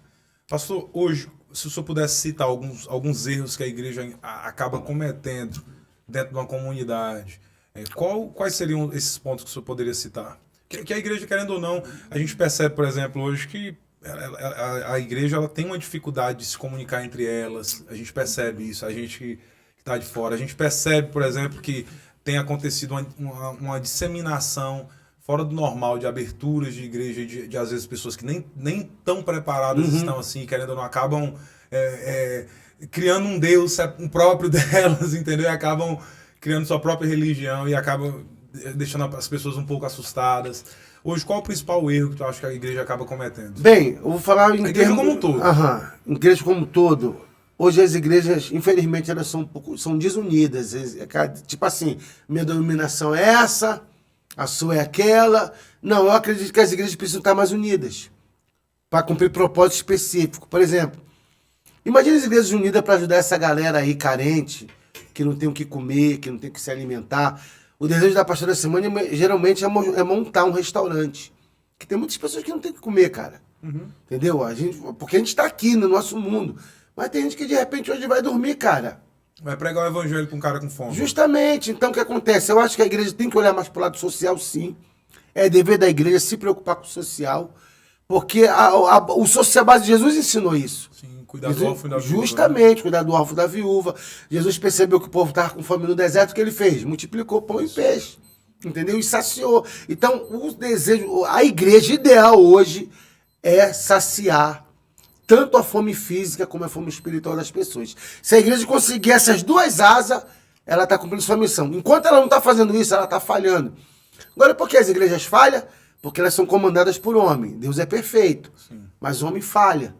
Mas se os homens que comandam as igrejas, claro, igrejas que têm realmente uma identidade, que têm realmente uma força jurídica respaldada, sabe, dentro das leis, que realmente querem fazer um trabalho espiritual, honesto, bíblico, elas vão fazer a diferença. Surge, às vezes sim, algumas igrejas, muitas por aí, e quando não é de Deus, não prevalece não. Entendeu? Mas, infelizmente, muitas igrejas têm surgido. E, como disse Gamaliel, quando a igreja em Jerusalém começou a crescer na época primitiva, Gamaliel disse o seguinte, que é o que eu falo: se é de Deus, vai permanecer. Vai ser uma aventura? A aventura vai passar, as máscaras vão cair, porque o povo hoje está inteligente. Antigamente, há 20, 30 anos atrás, o que um pastor falava, o que um líder espiritual falava, não falo só de pastor, o povo escrevia logo. Hoje não, o povo está analítico, o povo analisa, o povo quer ver, quer ver os frutos pela árvore, né? Se conhece, né? A qualidade pelos frutos. E o povo está hoje assim, querido. Então hoje tu tem que estar realmente respaldado, tem que realmente estar alinhado, sabe? Com aquilo que é reto, aquilo que é perfeito, aquilo que é correto. Aí o povo observando, eles vão estar dando credibilidade para você. Que sem credibilidade, querido, ninguém vai a lugar nenhum. O povo hoje está diferente, o povo está mais culto nessa questão espiritual. Formação, né? Justamente. Pastor, fala um dos motivos que me fez a gente decidir o senhor, porque eu acho muito interessante o trabalho que o senhor faz com jovens. Hoje a Quadrangular é uma das igrejas que tem mais jovens rondando Pará, né? Se brincar mais ou menos aí. A gente teve um lançamento de um trabalho chamado GR, Geração Radical, que deu muito certo. Foi na época da pandemia que eu percebi que o pessoal estava muito disperso. E na segunda-feira veio uma ideia. Eu estava orando na igreja às 5 horas da manhã e veio essa inspiração de fazer um nome diferente, uma coisa que chamasse a atenção da rapaziada. E eu botei GR, Geração Radical. O que é a Geração Radical? É uma geração radical para o bem. Entendo. Entendeu? Radical para ajudar um outro, para dizer que você pode mudar de vida, você pode ser feliz, porque estava tendo um índice muito grande de depressão na cidade. Sim. Muitos jovens se cortando, entendeu? Muitos jovens com ansiedade, trancados no quarto. Então a gente levantou um grupo de pessoas para resgatar esses jovens aí que realmente não estavam mais acreditando na vida. Então por isso que a gente colocou, a gente precisa ter uma geração radical contra o medo, uma geração radical contra a bipolaridade, uma geração radical contra o desânimo, contra a depressão. E deu certo. Hoje as igrejas, elas dispõem de um psicólogo, por exemplo, assim, para atender pessoas? Aí, no nosso caso da Igreja Quadrangular, a gente tem os serviços que são oferecidos do Projeto Lucas. Nesse caso, eu tenho que solicitar, agendar. Aí vem um ônibus do Projeto Lucas, com médicos, com psicólogos, mas assim, de prontidão, não. Entendo. Hoje, por agendamento. Mas se alguém na igreja precisar de um psicólogo, a gente consegue levar a pessoa até um psicólogo, a gente consegue fazer esses atendimentos, chamado de parceria, né? Hoje, como a igreja ela tem olhado assim, para a situação social a qual os jovens rondonenses, a boa parte dos jovens rondonenses estão, pô, a gente está com um índice alarmante aí de alcoolismo juvenil, drogas na juventude. Como a igreja tem se posicionado sobre essas questões? A gente faz projeto para tentar fazer um resgate de vida, né? Tipo assim, quando a gente descobre que tem um jovem que ele está problemático, que ele quer ajuda, se ele colar com a gente ajuda. Faz umas visitas, diz que é possível, ele sabe, sair dessa vida, ter uma nova história. Agora, se o grau dele é um grau muito alto de vício, ele precisar de um internamento, a gente faz as parcerias também. E a gente, algumas vezes, conseguiu até fazer um internamento. Então, teve uma época que a Igreja Quadrangular estava dando uma força até para o pessoal, o dono da floricultura, qual é o nome dele? Da floricultura de Paris? É. Eu conheço a dona. Pois é, eles têm um projeto muito bom para jovens que têm esse problema, que procuram eles. Então a igreja vai lá e dá assistência, vai lá fazer palestra para essa galera, ajudar, né? Entendeu? O Centro Espírita neles, se eu não me engano. Não. Não, É tipo assim, eles têm o lado espiritual deles, que é o lado do espiritismo. Entendeu? Mas eles, quando construiu esse centro de reabilitação chamado Nova Vida, fazendo a Nova Vida, né? Eles fazem parceria com a gente. Pra gente ir lá, inclusive o Fabrício casou com a minha sobrinha num projeto desse. Eles iam pro 69 lá, a gente ia dar assistência, aí rolou o clima lá com eles, hoje são casados aí. Bacana. Tem filhos, entendeu? Pastor, o que justifica, por exemplo, hoje, uma cidade igual Rondon ter tantas igrejas, mas tanta igreja, que tem muita, pai. Se a gente for contabilizar hoje aí, você tem ideia de quantas igrejas tem em Rondon hoje? Tem muita dominação. Tem as mais tradicionais, né? Batista, Assembleia de Deus. É difícil ir numa rua que não tem uma igreja. E tem as comunidades, né? Por que justifica, por exemplo, uma cidade tão pequena igual Rondon do Pará ter tanta igreja e ainda ter tanto problema social? É porque, vou falar uma coisa pra você. Por quê? Porque uma vez um pai, ele levou um menino pro trabalho dele e ele pegou um quebra-cabeça todo complicado e deu pro filho dele, pra gente responder essa pergunta. Sim. Todo complicado. Era o quebra-cabeça do mundo. Então ele achou que o filho dele ia passar mais ou menos 3, 4 horas intertido com aquele quebra-cabeça. Porém, por trás do quebra-cabeça, a parte de trás, tinha um homem. E o garoto entendeu que era mais fácil consertar o homem do que consertar o mundo. Então, questão de minutos, o garoto mostrou o quebra-cabeça pronto pro pai. O pai, mas como é que você conseguiu tão rápido? Aí ele mostrou. É porque desse lado aqui tem um homem, então eu preferi consertar o homem, que é mais fácil, do que tentar consertar o mundo. Então teve uma missão. Se consertar o homem, o mundo é consertado também. Entendi. Então a maioria dos problemas das pessoas estão dentro dos homens, dentro das pessoas. Então o que acontece? Quando você falou que tem muitos problemas sociais, tem. Porque muitos problemas estão dentro das pessoas. E a igreja tem que fazer as pessoas ter um conserto, uma transformação de dentro para fora. Entendeu? Então, por exemplo, eu prefiro acreditar que a igreja que está abrindo ali na sua rua, 2, 3, 4, se elas realmente vão fazer um trabalho espiritual de qualidade digno, é válido. Porque, por exemplo, não critico quem, por exemplo, o cara abre um bar, mas entre abrir bar e igreja, eu prefiro que igrejas sejam abertas. Aí o pessoal o pessoal do bar tá mais contundente no trabalho deles, viu? É verdade. Eles estão atraindo novos fiéis a cada dia que passa. O desafio tá grande, né? O desafio tá grande, viu? Eles estão com marketing bom, viu? Porque a cada dia que passa ali tá... Mas Jesus, ele falou que a igreja dele se expandiria por toda a terra. Sim. Agora a gente sabe que a palavra se cumpre. No meio dessas igrejas que estão surgindo numa cidade tão pequena, mesmo assim, não está sendo suficiente para a gente poder ver os resultados que a gente está querendo ver. Hoje de manhã eu fiz uma oração. Senhor, que todo povo de Rondon possa conhecer o amor de Deus, possa conhecer o que o Senhor pode fazer por ele, que o Senhor possa enviar muita gente para essa igreja. Só que eu disse, só que essa igreja não vai dar conta de cuidar de todas essas pessoas. Então envie pessoas para todas as igrejas que estão ali fazendo um trabalho social e espiritual realmente de acordo com os princípios da tua palavra. Então eu não oro só por mim, pela igreja de qual eu sou pastor, entendeu? Eu oro por todos que realmente praticam o cristianismo de uma forma de qualidade, eficiente, que realmente possa trazer a confiança para as pessoas. A Selma fazia antigamente o negócio de pesquisa, né? O melhor farmácia. Sim. Sabe a Selma, né? Recarga? Sei. E um dia colocou igrejas. E por 2 anos consecutivos ganhou a quadrangular. Como a igreja que mais se destacou. Só ficava constrangido. Na hora que ela ia receber o prêmio, eu achava aquilo assim, sabe? Meio constrangedor. Aí eu disse, olha, eu quero dedicar esse prêmio aqui para todos os pastores da cidade, das suas igrejas, que fazem um trabalho realmente com amor, sabe? Fazem realmente um trabalho, sabe, com um princípio, amor ao próximo. E quando surgiu a 3º ano consecutivo essa pesquisa, eu liguei para a Selma. Selma, tira a quadrangular desse negócio aí, eu não quero mais participar disso. Porque não é uma empresa. Entendeu? É um trabalho que deu certo, é um trabalho que funcionou. Eu pedi também para tirar o nome da entendeu? Aí, também pedi. Aí a Selma falou, não. Aí ela foi e resolveu tirar as igrejas disso. Porque eu acho que no meu ponto de vista ali, meio sem sentido, entendeu? Né? No meu ponto de vista, eu achava... Já tem um problema, né, pastor? De conversar. E se você cria essa hierarquia de melhor justamente, e pior, você aumenta o problema. Aí o que acontece? Aí aquele pastor que está começando agora, que quer fazer um trabalho realmente, se Deus tem um chamado para ele...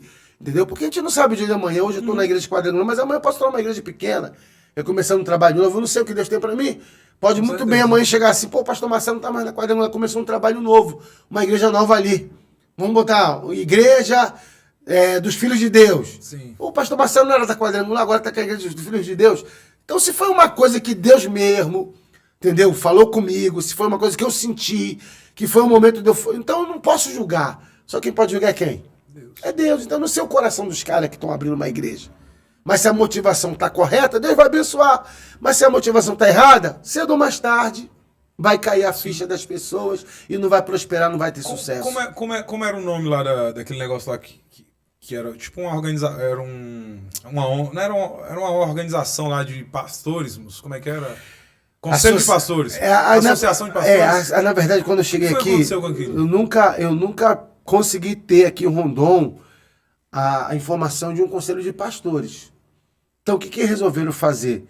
Resolveram montar uma associação de pastores. E aí? A desunião. Lembra que você perguntou à igreja? Como é que resolve essa parada, pastor? Porque é o seguinte, toda associação vai ter que ter um líder. fazer a marcha para Jesus, era tão bonito que faziam aqui. Porque o que aí acontece? Um parece que fica com o ego machucado. Tipo assim. No fim das contas, acabou com aquele movimento bonito. Tipo assim, a Torre de Babel, conhece a história dela? Isso. Eles estavam conseguindo um objetivo, porque eles falavam a mesma língua. Isso. Eles queriam chegar até o céu com aquela torre. Só que Deus tinha dito que ninguém era para fazer torre. Deus queria que o povo se espalhasse pela terra. Aí apareceu um líder chamado Nirode, que ele convenceu o povo a não se espalhar pela terra. Nós vamos construir uma torre até chegar ao céu e o nosso nome vai ser célebre. Deus nunca mais tinha descido na terra desde a época da queda de Adão e Eva. Sim. Porque toda finalzinho de tarde Deus descia na terra para falar com Adão e Eva. Sim. E no dia que Deus desceu e Adão e Eva estão escondidos, por que vocês estão escondidos? Porque nós estamos nus. Vergonhados. Como é que sabe se estão nus? Quem falou para vocês? Eles estavam na época da inocência? Isso. Não, porque a gente comeu do fruto e tal. Então Deus nunca mais desceu na terra. A terra ficou corrompida a partir daquele momento. Mas uma coisa que faz Deus descer na terra novamente foi naquele momento que Nimrod, depois da época de Noé, que tinha havido o dilúvio, está construindo aquela torre. E Deus, ele desce do céu para ver a torre de baixo para cima. E ele faz um comentário. Eles são um só povo, falam a mesma língua, e será impossível pará-los, porque eles estão focados num objetivo. E nada vai ser impossível para eles. Isso chama a minha atenção. Aí que Deus falou, vamos confundir a língua deles, para que eles não se entendam e a torre pare. E o que aconteceu? Veio aquele espírito de confusão de línguas, era uma língua só que era falada no mundo todo, e eles começam a não se entender mais. E por não se entenderem, a construção parou, se espalhando pela terra para cumprir o propósito, porque o propósito vai ser cumprido. Então, por que a associação de pastores de repente não deu certo? Porque as pessoas não estão falando a mesma língua. Ei, meu irmão, vocês têm um grupo no WhatsApp de pastores? ainda tem. Sério? Tem. Quando tem uma convocação, uma coisa... Pessoal, a gente precisa reunir, por exemplo, a época da exposição aí, o Malché deu um dia para as igrejas. Tem que ter uma pessoa boa de conversa, tem que ter um pastor assim, que saiba chegar nos pastores, entendeu? Que tenha, assim, um dom de persuasão para dizer, cara, é bom, vamos lá. Aí a gente consegue o apoio, não de todos, mas na maioria a gente consegue o apoio para a gente poder fazer um evento. Então, esse grupo de Zap existe para isso. Mas, por exemplo, nunca mais teve uma reunião de associação. Está faltando realmente um líder ali. Um líder que saiba lidar com qualquer tipo de palavras contrárias, porque você vai encontrar outros contra. Que fale várias línguas, né? E você tem que mostrar o lado bom de uma associação. Se eu conseguir mostrar para você o lado bom de uma associação, você vai concordar comigo. Enquanto eu não te convencer a isso, você não vai se adequar naquele projeto. Então o que acontece? É tipo assim um cliente e um vendedor. Se eu te mostrar que o meu produto é bom, você compra. Se você não confia no meu produto, você não compra. Então tem que ter o que hoje na associação de pastores? Um líder, que ele seja ali amigo, que ele saiba ouvir um não e tente transformar aquele não momentâneo num sim, entendeu? Num sim definitivo para que o objetivo seja cumprido. E aí você fica vendo, pastor, olha que situação delicada isso. E esse problema que você está me falando agora, isso não é de agora, não. Isso é de décadas que existem esses problemas. E aí depois os pastores, às vezes, reclamam das pessoas, quando, às vezes, eles não conseguem concordar nem entre eles. São pessoas que teoricamente falando, são pessoas intelectuais, são pessoas que compreendem a Bíblia, que compreendem o amor de Cristo, compreendem a tolerância, o amor, a compaixão, o domínio, que teoricamente a gente acredita que... Aí essas pessoas não conseguem conversar entre elas. Tá faltando um pequeno alinhamento aí. Entendeu? Porque, então, por exemplo, o meu programa na Rondônia FM... Sim. Ele começa às 7h15 e termina 8 horas. 8 horas entra quem? Assembleia de Deus, pastor Rivaldo Gávio. Eu já anuncio, não desliga seu rádio, que está chegando aí o programa da Assembleia de Deus, para continuar abençoando sua vida. Então tem pessoas que já têm aquele entendimento, mas tem uns que estão ainda desenvolvendo essa maturidade cristã. Isso chama-se maturidade cristã. Sim. Eu acredito que com boas ideias e um bom líder que for colocado ali, pode ter meu apoio, com certeza, porque a maioria apoia. Entendeu? Mas uma melhoria ainda tá faltando chegar. Mas na hora que todos falarem a mesma língua, ninguém segura, meu irmão. Aí, tá vendo? Pastor Marcelo tentou ser candidato a vereador, não conseguiu, porque Deus tinha um propósito para ele, que era ser candidato ao conselho dos pastores. Associação de pastores. Associação de pastores. Eu nunca tentei, quem sabe, né? Mas eu acho que isso é essencial para nossa cidade, cara. É essencial. É verdade. Porque são... Todo segmento tem a sua representatividade. Porque, poxa, vocês têm um alcance, uma capacidade de ruptura social gigantesca. E assim, como não tem união, essa ruptura social ela acaba se tornando pó. É verdade. Porque fica o senhor ali na quadrangular, o outro ali na Assembleia de Deus, o outro lá, e ninguém conversa entre si. Aí nós temos 200 milhões de problemas sociais que precisam ser resolvidos. Só que tu sozinho na tua denominação, tu não consegue. Aí, para resolver os problemas sociais, não adianta, cara. A gente ficar esperando governantes, eles não vão fazer nada. É verdade. Não vão. Então, se não houver uma entidade igual a igreja, cara, que é uma entidade que ela, dentro de uma sociedade, ela é disruptiva, ela é coalizão pura, cara. Ela muda tudo mesmo se ela quiser. Agora, se ela não quiser também, ela não resolve nada. Aquilo que eu te falei. Aí ninguém segura a igreja se a gente Se ela- conseguir se entender, chegar a esse consenso aí. Chama-se missão integral da igreja, o que a gente está Sim, falando. sim. Então, acredito que realmente um bom líder, uma boa conversa, boas ideias mudam Sim, tudo. sim, sim. Todo mundo gosta de boa ideia, né? Sim, é igual, sabe o que eu falo, pastor? As pessoas às vezes gostam de discutir demais sobre vários assuntos. Quando entra em religião, sabe o que eu falo? Alguém tá lá discutindo, mas não sei o que. Eu falei, tá, peraí. Se fosse Jesus, o que ele faria? Pronto. Vai discutir o quê? Verdade. Vai discutir o quê? Estão fazendo aquilo ali, tá errado. Tá. Tu acha que tá errado? E se fosse Jesus, o que ele faria? Pronto, tá resolvido o problema. Não tem discussão. E você começa que eu sou revoltado com algumas igrejas no sentido de quê? De que a fofoca. Não tem coisa que eu mais odeio do que fofoca. É a igreja, infelizmente, pastor, hoje ela... Boa parte, não sei como era do senhor, mas nas que eu participei, fofoca era... eles trocam a bebida pela fofoca, eles trocavam as drogas pela fofoca. Então, olha só o que acontecia. Eu falava assim, peraí, mas e o que fala lá em Tessalonicenses? Exortai-vos uns aos outros para que vossos corações não se endureçam. Tu fala do outro, mas tu não fala pro outro. Por que tu não fala pro outro? Não foi isso? Não é isso que está escrito? Verdade. Mas eles não vão me ouvir. Mas isso importa? É porque a questão aí é comportamental. O que acontece? Nós temos dentro da igreja vários tipos de personalidades. Sim. Nós temos ali colérico, sanguíneo, melancólico, melancólico, fleumático. Isso. E às vezes vem pessoas que têm uma junção de 3, 4 temperamentos do avô, do bisavô. Sim. Então hoje nós temos que ser especialistas em pessoas. Sim. Hoje na oração pela manhã, eu dirigi na oração 6 horas da manhã, eu disse, Senhor, que todo espírito de fofoca, Sim. de falsidade caia por terra. Por quê? Porque a gente sabe que isso é um desafio da igreja mesmo. Então por isso que Jesus disse o seguinte, que a gente vai ter que aprender a perdoar o irmão até 70 vezes 7, Isso. se for preciso. Com Aí certeza. por isso que nós vamos ter que colocar a nossa fé em quem? Em Jesus, que é o autor e consumador da fé. Então, a igreja quadrangular não tem pessoas perfeitas, como não tem nenhuma. E eu cresci na minha mocidade vendo o que você viu. Mas eu coloquei um foco. Não, meu alvo é Cristo. Tem até uma música, né? Isso. Meu alvo é Cristo. Então, por eu ter um objetivo do meu alvo ser Cristo, eu consegui superar essas adversidades. Por exemplo, na minha primeira mensagem que o pastor me convidou para me pregar para os jovens, foi numa oração de meio-dia. Sabe que um cara falou para mim, um cara que tinha 7 anos de igreja, que era para ser um incentivador, ele nunca veio pregar, nunca tinha pregado. Sim. É o Marcelo que vai pregar hoje? Então eu vou embora, porque o meu ouvido não é pinico pra me ouvir merda.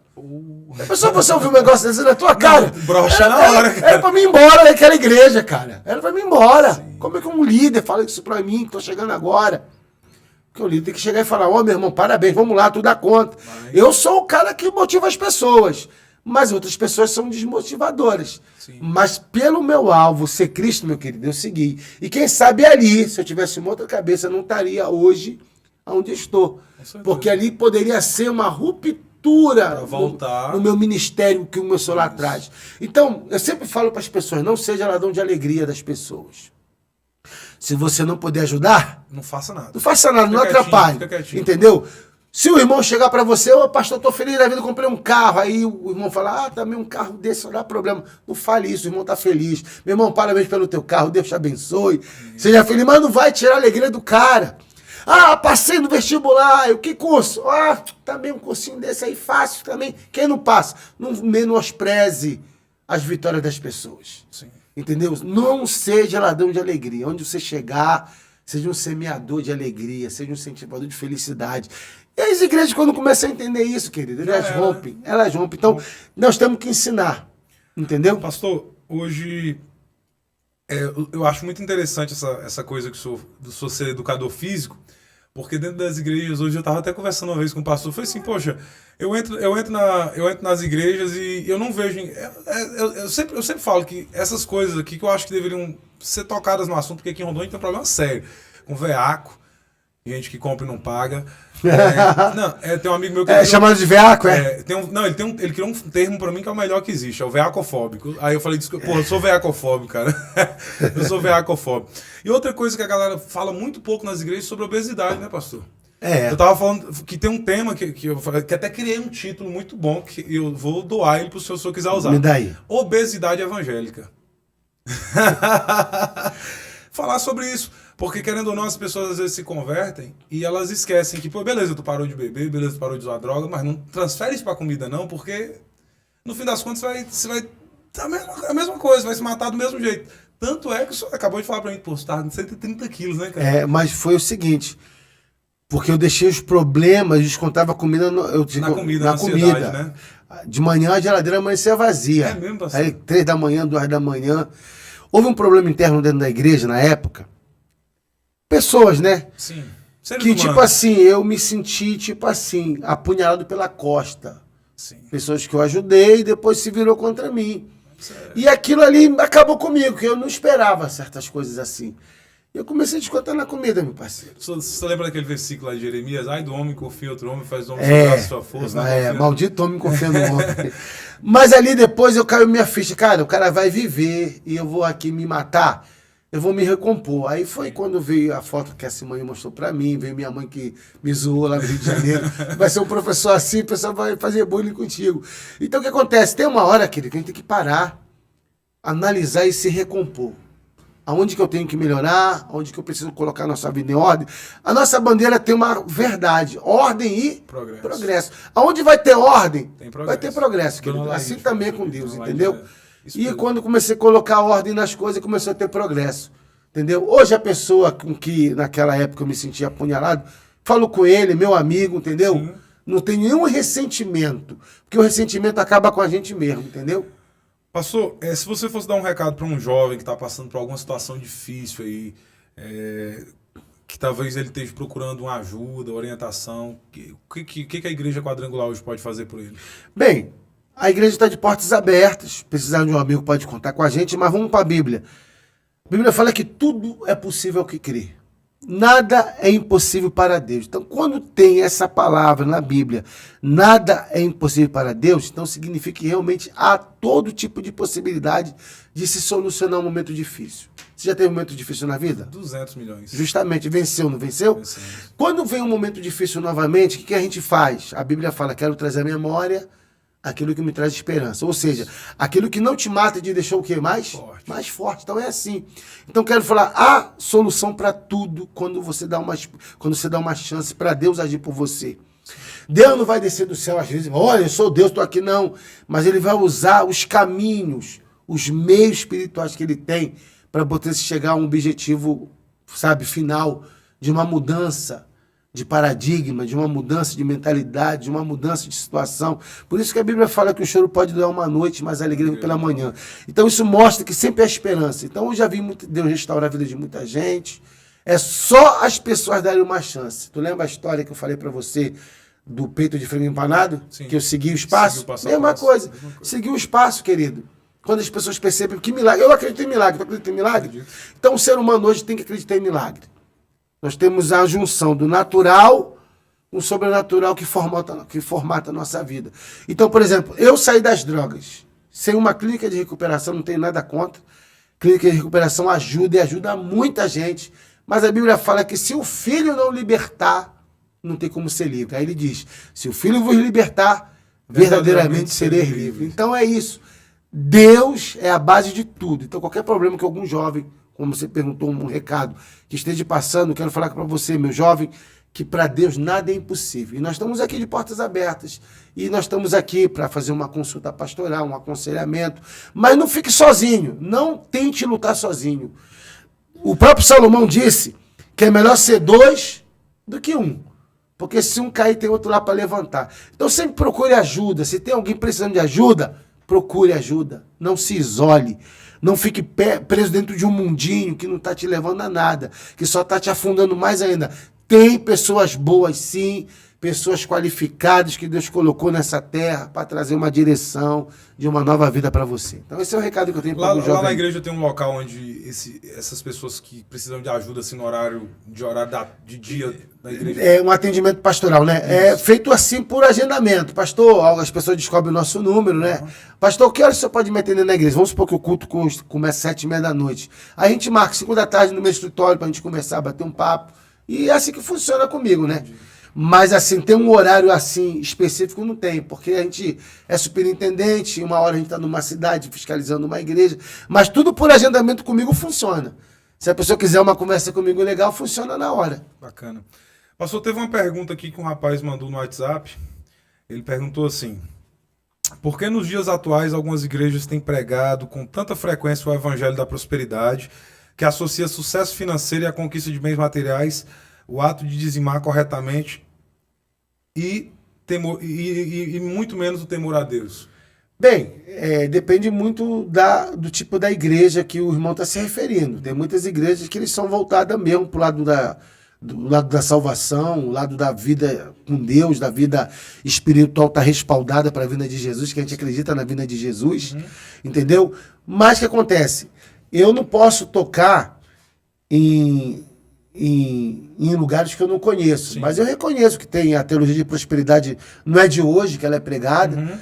Tem algumas igrejas que realmente a base da sua doutrinação é a teologia da prosperidade. Sim. Porém, eu concordo que a prosperidade faz parte, sim, da bênção de Deus. Por exemplo, Isaías 1,19. Se quiseres e me ouvir, comereis morar dessa terra. Está querendo dizer o quê? Que é para você viver nessa terra bem, feliz, sabe? Com satisfação de vida. Não está dizendo para você ser rico ou milionário, mas você viver bem, viver feliz, não tem coisa melhor. Salomão disse que o homem... Que o homem é feliz quando ele come do fruto do seu trabalho. Então o que acontece? Prosperidade é um dom de Deus, isso eu sempre aprendi. Mas a base da nossa fé hoje é Cristo, porque a gente não leva nada dessa vida. Certeza. Tudo que se conquistar, que Jesus ele disse, vamos para a palavra de Jesus para definir essa pergunta do irmão. Jesus ele disse, o que adianta um homem ganhar o mundo todo e perder a sua alma? Então aqui mostra, igreja que chega para o povo e mostra que realmente nós precisamos de Deus. E o que Deus quiser acrescentar, que seja bem-vindo. Mas a nossa base maior de estar na igreja não é pelas coisas. É aquele Deus que está acima de todas as coisas, que tem que estar sendo o direcionador principal da nossa vida. E a nossa mensagem é salvação, vida com Deus, tá bem espiritualmente. Sabemos que a gente não vai ser hipócrita, que a gente sabe que o irmão ele precisa viver bem. E a Bíblia tem ensinamento, sim, sobre dízimo, sobre oferta, mas só que a tendência não é deixar você rico porque você faz isso. É um dever do cristão, ajudar a sua comunidade. Por exemplo, como que a gente vai pagar, entendeu? A energia. Como que a gente vai fazer uma compra, por exemplo, se você for na igreja quadrangular, tem umas poltronas lá. Então foi mais ou menos 60 mil de poltrona. O povo concordou, bora comprar? Como é que a gente pagaria as poltronas se não tem aquele pessoal contribuição? Agora é o seguinte, ninguém é obrigado a ser dizimista, ninguém é obrigado a ser ofertante. A igreja ali está aberta para todos. Mas se a pessoa sentir no coração o toque de Deus, de ser um dizimista, de ser um ajudador, vai ser bem-vindo, porque ela vai estar cumprindo a palavra. E você sabe quantas vezes fala em dízimo na Bíblia? Mais ou menos? Não. 33 vezes. Então, para a Bíblia falar 33 vezes nesse assunto, mostra que realmente é um princípio bíblico de ter sustentabilidade para o reino. Agora, a gente sabe que, às vezes, segmentos religiosos podem usar de uma maneira que venha para persuadir para benefício próprio. Mas se for para benefício da comunidade, porque eu sempre digo, querido, que a igreja é a nossa segunda casa. Sim. Você não quer ter uma casa bonita, legal, sim, sentir bem? Eu também acho legal você ir numa igreja ter um bom ambiente ali, um bom banheiro para você usufruir, um ar-condicionado, uma boa sala para as crianças, que às vezes vai o pai, a mãe, e aquela criança fica correndo, tem uma equipe lá para cuidar, com uma boa estrutura. Se a igreja puder oferecer isso, amém. Mas a quadrangular hoje, ela até ali, a realidade dela é essa hoje. Mas ela já foi uma casinha de madeira, entendeu? Já foi um pisozinho batido. Mas o que ela se tornou, o que ela é hoje? O amor dos irmãos em fazer o melhor pelo reino de Deus. Entendeu? E eu acho legal, eu acho muito digno. Porque as pessoas podem investir em tantas coisas que não edificam. Sim. E podem construir para si, para usufruir de uma coisa boa. Agora, é claro, não pegar esse assunto pela Bíblia e persuadir para benefício próprio. Entendi. Que também sou contra, concordo com o irmão aí. Sim, teologia da prosperidade. Eu não sei se o senhor lembra, se o senhor tem essa informação, não sei se foi Mike Murdock, eu não sei se foi... Não, foi Billy, não sei quem foi que começou com essa teoria, eu nunca esqueço, ele é um americano. E eu achei pesado as coisas, as paradas que ele fazia. Não, Billy Graham não foi não, foi Michael Murdock, parece. Murdock, né? Pois é, eu assisti umas palavras dele há muitos anos atrás, eu achei barra pesada, sabe? Assim, minha opinião rasa. Claro, todo mundo tem sua opinião. Entendeu? Mas o que acontece? Então, existe sim, na pergunta do irmão, alguns segmentos que realmente a base doutrinária principal, a teologia da prosperidade. Não concordo com isso. Que para mim a base doutrinária é a salvação em Cristo Jesus. O próprio Alexandre Grande, quando ele morreu, antes dele morrer, ele fez 3 pedidos. Conhece a história do pedido que ele fez? Não, conta pra mim. Que vocês tragam os melhores médicos para carregar meu caixão. Que todos meus tesouros sejam espalhados pelo local do cortejo, onde meu corpo vai estar passando. E que as minhas mãos não venham assim, entrelaçada no caixão, mas que elas possam ir abertas. Isso foi a história real dele. E foi feita uma pergunta para um dos filhos, mas meu rei, mas por que esse desejo? Os melhores médicos para mostrar que eles podem ser bons em muita coisa, mas eles não podem curar ninguém da morte. Quando a morte vem, vem mesmo, e a pessoa vai. Sim. Meus tesouros que eu conquistei, espalhado pelo local do cortejo, para mostrar que nessa vida a gente não leva nada. Tudo fica. E as minhas mãos abertas simboliza que de mãos vazias a gente vem, de mãos vazias a gente vai. Então, que ali é uma verdade. Alexandre o Grande colocou isso. Se você pegar o livro dele, né, a biografia dele, tem, entendeu? Esse fato verídico que foi relatado ali. Então, mesma coisa eu digo para você, que a nossa vida não esteja baseado nos bens materiais. Se você usufruir, amém. Mas que a sua base principal de fé, de vida com Deus, seja a sua salvação com Ele. Você tem que estar bem com Ele, tem que ter paz espiritual com Ele. E isso não tem preço. Entendeu? Para finalizar esse papo, pastor, antes de finalizar ele, eu quero ouvir um pouco, cara, da tua vida amorosa, cara, da tua cara metade. Ah, tá, a pastora Simone. Pastora Simone, aí eu entrei lá no Instagram dela, vi uma mulher de Deus. É uma grande pregadora do Evangelho, ela tem um culto terça-feira. É um culto motivacional, espiritual, mas também joga as pessoas para cima. É chamado Culto da Aliança com Deus. Muito legal o ensinamento da pastora Simone. E eu sou casado há 22 anos, mas com a Simone, juntando a época de casamento com namoro, vai dar 26 anos. A gente se conheceu na igreja quadrangular, no mesmo grupo de jovens, sim, se batizamos no mesmo dia, entendeu? E ali surgiu um namorico, aquele namorico cristão. Aí eu comecei a pedir para a mãe dela para levar ela no final do culto para tomar sorvete. Posso levar ela para tomar sorvete? Cuidado que a minha filha, que o pai dela é brabo, é mesmo. Seu Natalino, meu irmão, é brabo. No dia que eu fui pedir para namorar a Simone, ele estava assistindo o jogo do Palmeiras. Eu falei, não, mas vou encarar a fera, que eu sou ousado. É exército, papai. É exército, fuzileiro. Aí lá no jogo do Palmeiras, a gente sentado, aí eu veio a coragem. Eu, seu Natalino, ele, quê? Eu falei, rapaz, se ele faz uma jogada pra esquerda, né? Olha aí, rapaz! Ele, não, é mesmo. Aí tá, respirei. Aí depois, seu Natalino, quê? Esse cara não toca a bola, cara! Esse cara é um delegado. Eu também falo que esse cara é um delegado. Aí eu falei, não, na terceira eu não escapa. Você não tá no quê? É o seguinte, é que eu quero namorar sua filha, quero saber se tem alguma coisa contra, tudo com respeito, sou da igreja. Olha, cara, tu pode até namorar minha filha, mas quero te falar uma coisa. Tu fizer alguma coisa pra minha filha, cara, nem que eu te casse no inferno, cara. Eu te caço no inferno e te mato. Eu falei, não precisa, cara, que eu vou ser tranquilo, eu sou um cara da igreja, sou da marinha. Ah, tu é da marinha? Sou fuzileiro naval, sou trabalhador. Pois eu vou ficar de olho em você, negão. Não, fiquei tranquilo. Perguntou ao pastor como é que eu sou presidente de jovem lá.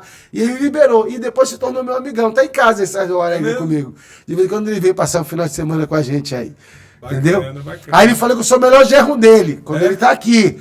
Quando ele vai pra Tailândia, ele fala que o melhor genro dele é o Irilê que tá lá. Ele tem que fazer, entendeu? Tem que distribuir esse... pô, tem que ser bem tratado em todos os lugares que ele tiver. Pastor, se o senhor fosse mandar um recado, essa pergunta eu sempre faço ali, toda vez eu falo isso, que sempre há confusão nessa pergunta, mas eu vou continuar fazendo ela. Se o senhor pudesse mandar um recado pro Marcelo, que tinha 15 anos, qual recado você dava pra ele? O Marcelo, quando tinha 15 anos, eu daria um recado assim para ele. Ouça os bons conselhos da sua mãe, porque a sua mãe, ela quer o seu melhor. Porque a sua mãe tem desejo de ver você realmente com um futuro brilhante, quer que você quer evitar na sua vida algumas tempestades que você pode evitar se você seguir bons conselhos. Então, o que acontece? Esse Marcelo, com 15 anos, se ele ouvisse os conselhos que a mãe deixou para ele teria evitado muitas frustrações e teria evitado muitos problemas que ele enfrentou. Ele não correria risco de morrer na mão de traficante, ele não teria conhecido a cocaína, a maconha, ele não teria, tirado a tristeza da mãe dele, porque a mãe quer ver um filho feliz. Então, se o filho está indo para o caminho errado, a tristeza é muito grande no coração de uma mãe. Então, eu deixaria esse recado. Ouça os conselhos da sua mãe. E é bíblico, né? Sim. Ouve pai e mãe para que seus dias se prolonguem na face da terra. Isso mesmo. Pastor, se o senhor fosse indicar uma pessoa pra gente bater um papo aqui, qual pessoa o senhor indicaria? Uma indicação minha? É. Ah, tem muita gente bacana aí. Deixa eu ver aqui, uma pessoa legal que eu acredito que vai dar um bom papo com ele. Mas ele é político, mas é um cara bom. Diga lá. É o Daú. Daú. Entendeu? Certo. O que eu falo do Daú, a trajetória dele. Entendeu? Uhum. Ele como pessoa. O Daú como pessoa, um cara determinado. Eu acredito que... Não, Daú é meu chegado. Eu acredito que o Daú, ele é uma pessoa que faz um papo alfa ia ser legal aí. Beleza. Entendeu? Tá anotado aqui. Pastor, foi um grande prazer ter o senhor aqui. Uma grande satisfação mesmo. Me sinto honrado. Eu sempre me sinto honrado pelas pessoas que vêm aqui, porque eu sei que a vida, o cotidiano da gente é bem atribulado. Ainda mais o senhor que tem um tanto de gente para cuidar, um tanto de problema, tanto seus problemas como o problema dos outros. Muitíssimo obrigado por o senhor ter vindo aqui. Esse é o nosso ambiente. Sempre fique à vontade quando o senhor quiser voltar, se o senhor quiser bater um papo aqui de novo. Dar um recado. Mandar um recado, pode ficar à vontade. E se despeça aí da nossa audiência, das pessoas que estão ouvindo o senhor aqui e que tem muito carinho pelo senhor. E eu quero dar os parabéns pelo senhor ter feito um trabalho tão bonito ali naquela igreja. Eu conheço a história daquela igreja. Eu ficava triste, às vezes, quando, acho que há alguns anos atrás, muitos anos atrás, quando eu passava lá em frente e via ela quase toda vazia, aquilo me deixava muito triste. Porque eu sempre olho para a igreja como algo que ele tem que ser exponencial. Tem que estar crescendo e sempre se multiplicando. E todas as vezes eu fiz um tour recentemente em algumas igrejas e vi, cara, tantas igrejas aí históricas de Rondon, não tem praticamente ninguém dentro das igrejas, saca? E assim, isso tem acontecido por conta dessa falta desse trabalho. Acredito eu que por conta dessa... Porque as igrejas elas têm sido muito tomadas por pessoas que tomam para si e falam, não, o pastor Marcelo não vai ser mais pastor aqui não. Entra em contato com o pessoal lá para tirar ele daqui. Eu acho que tem muito essa pegada. Tem sim, felizmente. Eu acredito que tem muito isso e eu acredito que isso que tem sido o grande problema de dentro das igrejas. E pode ver, as igrejas mais antigas de Rondon são as que são hoje são as menos frutíferas de Rondon.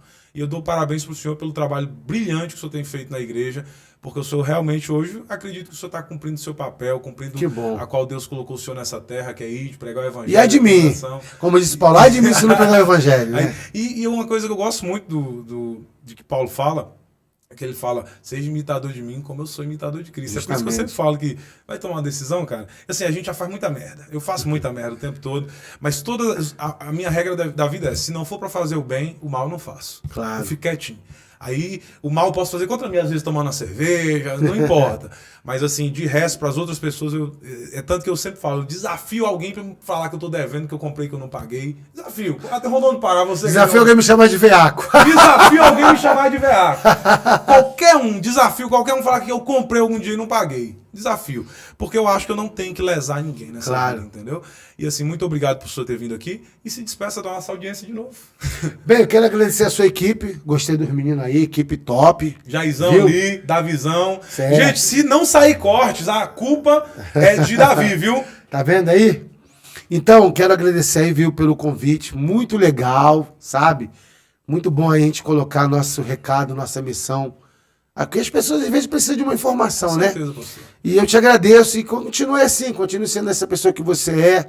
Sempre vi você trabalhador, você é bom naquilo que você faz, isso é importante. Obrigado. Que Deus continue abençoando a sua família.